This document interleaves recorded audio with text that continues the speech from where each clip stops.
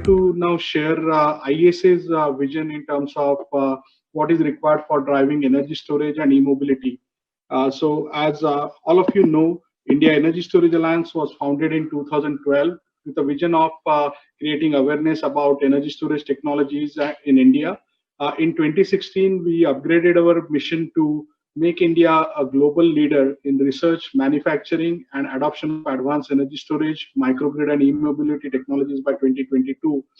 We are honored that now more and more industry leaders are putting their faith on IESA, and IESA has now grown to a 100-member plus strong alliance. And also we have partnership with more than 25 national and international alliances. There have been certain concerns expressed in terms of large-scale renewable integration and how this can be handled. Definitely, there are a lot of tools available to the grid operators where they can use the existing generation as well as demand flexibility to try to mix and match that. But especially now in next 5 years, we are entering in a sort of unprecedented area where so far there is less than 10% of the energy is being contributed by renewables.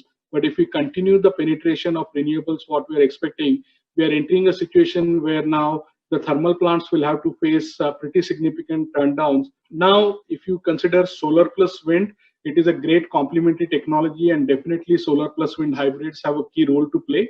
But when you compare that with a natural load shape of the grid, you realize that there is still a big gap which is present, particularly from say 4 p.m. or 5 p.m. in the evening till 9 p.m. And especially in the India, that is a traditional period where distribution companies and overall grid has the highest peak load. So just by doing integration of solar plus wind, it's not going to solve. So Eminari has also floated a consultation paper to look at integrating thermal storage with this, and that technically can be possible. But when we are integrating such large amount of renewables with certain environmental goals, then just relying on the fossil fuels for backing them may not be the ideal situation. Central Electricity Regulatory Commission almost 3 years back had passed on the regulations for operationalization of ancillary services. Unfortunately, for last 3 years, we have been still doing pilot studies for thermal plants or hydro plants on can we use these plants for synchronous reserve.